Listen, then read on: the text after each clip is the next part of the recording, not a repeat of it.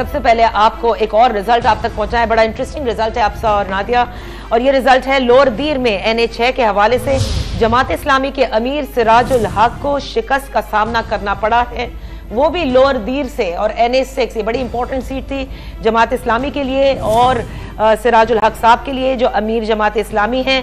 गैर हतमी नताइज के मुताबिक आज़ाद उम्मीदवार मोहम्मद बशीर खान 76,259 वोट लेकर कामयाब हुए, जबकि सिराजुल हक साहब ने इस हल्के में 52,545 वोट हासिल किए। यानी अगर हम देखें तो ये 23,724 वोट का फर्क है, जो कि एक मेजर फर्क बिल्कुल समझा जाएगा। और जमात इस्लामी के लिए भी ये एक बड़ा अपसेट है।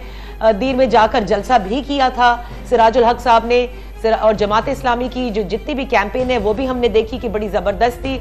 NA6 लोअर दीर में जमात इस्लामी के अमीर सिराजुल हक साहब को आजाद उम्मीदवार से शिकस्त का सामना हुआ है।